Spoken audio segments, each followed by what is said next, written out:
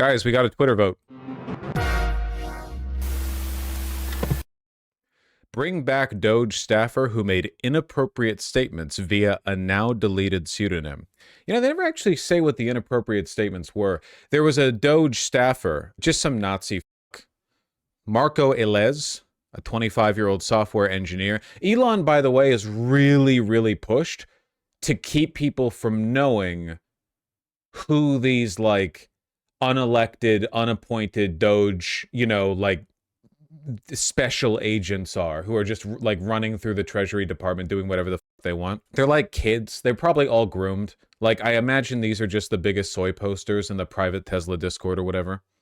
Why is he surrounded by groyper kids? Because that's who he talks to, dude. Have you seen how Elon talks? Or like, not just over tweet, but like the way he talks in voices? Like in the Twitter voice spaces or whatever the like, yeah. It's not like he's gonna have friends who are 50, you know? Mentally like 12 years old. If Elon the 19-year-old, that would be grooming from the 19-year-old. Like, if you factor in the mental age. Anyway, one of the two temporary employees of Treasury connected DOGE who have been granted access to a highly sensitive Treasury system that produces or processes trillions of dollars in payments every year. Just a little bit of money, just trillions, you know. Anyway, because all these people are like groypers or whatever, it turns out he's a Nazi, you know. You cannot pay me to marry someone outside my ethnicity, normalize Indian hate, anti-H-1B visa statement right here. That's a no-no. Just for the record, I was racist before it was cool. I just want a eugenic immigration policy. Is that too much to ask? Blah, blah, blah. Deleted, but Wayback Machine got him. So on and so forth. Oh, they updated this in light of Elon's little fake fucking Twitter poll. So Elon is pushing for this kid to be rehired and is also calling for the Wall Street Journal reporter who outed this to be fired. Oh, they're actually, by the way, just so you guys know how scary it is, not only is Elon saying, like, you should fire the reporters who report on what I'm doing, but the FCC, I believe, has already opened an investigation into a San Francisco-based local news outlet for reporting unfavorably on ICE actions within the city. So it's not just Elon. Like, the federal government is already starting to crack down on just factual journalistic coverage of what they're doing. You know, literally just like, this person has racist tweets. Oh, that's illegal now. You can't do that anymore. Now, there's not really a legal pretext for lawsuits along these lines. Like, any judge or jury whose job it was to oversee this would likely rule in favor of the defendant. Like, if Elon sued the Wall Street Journal journalist, I really don't think the jury would be like, oh yeah, it's a crime to report on this, you know? They're slap suits, effectively. Until the law changes, they're slap suits. Right now, the law does not favor Elon here. Yes, Krypton, they could. It's intimidation, 100%. Also, it's just funny, you know, Elon's like a big free speech transparency guy. Something you would presumably believe if you were like incredibly stupid. Anyway. The Vice President of the United States of America quote tweeted Elon Musk to defend reappointing this racist, I don't know, 25-year-old. The Vice President of the United States. Here's my view. I obviously disagree with some of Elez's posts, which you're not posting for some reason, but I don't think stupid social media activity could ruin a kid's life. This is vice signaling. Like, the main unifying position of the right in this country is that being a bad person should not negatively affect your life if you are white. Like, that's literally, like, that is their position more consistently than anything else. Like, if you are white, or like you're racist or whatever, like, this should never, ever, ever negatively affect your life. We shouldn't reward journalists who try to destroy people, ever. So I don't know, it's just factually reporting on the tweets that he sent out. So I guess that's like the framing here, you know? So I say bring him back. If he's a bad dude, I want a eugenicist form of immigration policy, or a terrible member of the team, fire him for that. That's great. So what's the point of journalism? To report favorably on the Trump administration.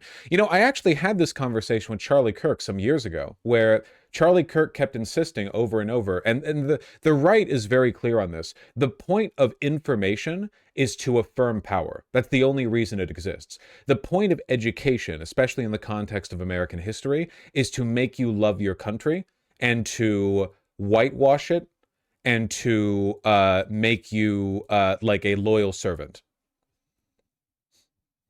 You know, that is the point. That is the reason why these exist. Presumably, they feel the same way about journalism. You know, like the reason journalism exists is to vindicate, to support, to empower the presidency, as long as it's our presidency, and anything past that is criminal. It's kind of like how whenever they see wasteful spending, or what they call wasteful spending, like the shrimp treadmill thing in government, they never call it wasteful spending on its own. They call it fraud, because they presuppose the illegality of anything they don't like, because they associate their morality with the power of the state. Those things are one and the same to them. If they control the state, as far as they're concerned, things they don't like are illegal, things that are bad are illegal, and things are good are legal. Which is one of the reasons why it's so important to push back on the whole like morality, legality thing that liberals also often fall into, because fascists run that line more than anyone else, you know? They're very much in favor of it, especially when they're in power. Only when they're in power. It's also arguing these constructs are reality and shouldn't be questioned. I mean, yeah, remember when J.D. Vance said the Haitians in Springfield were illegal migrants, and when it was pointed out to him, no, they're here legally. They're objectively here legally. He said, well, they're illegal because we don't like the law that brought them here. We don't agree with the Biden policy that allows them to stay here. Have you seen Trump's new faith office to fight anti-Christian bias? Yes. The one led by the ultra-wealthy like televangelist faith healer lady, Paula White. Yeah, I'm familiar. Is Trump even Christian? I mean, not really, no. Did you see one of Elon's 23-year-old boys apparently hacked into the energy department? I don't know what you mean by hacked. They can basically just do whatever they want. What do you mean hacked? They set up their weird little servers? Well, that's not necessarily hacking, right? That's like a different thing. Trudeau said Trump sounded very serious about annexing Canada in meetings. Yeah, apparently he's serious about annexing Greenland as well.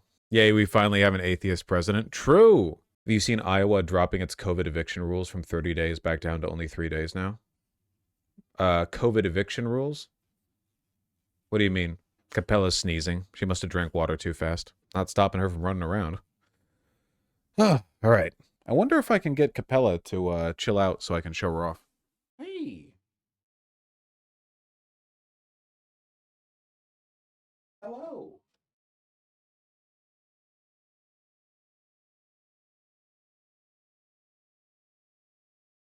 Wow. You're so sleepy. I gotta pee. Capella, quickly. Entertain them.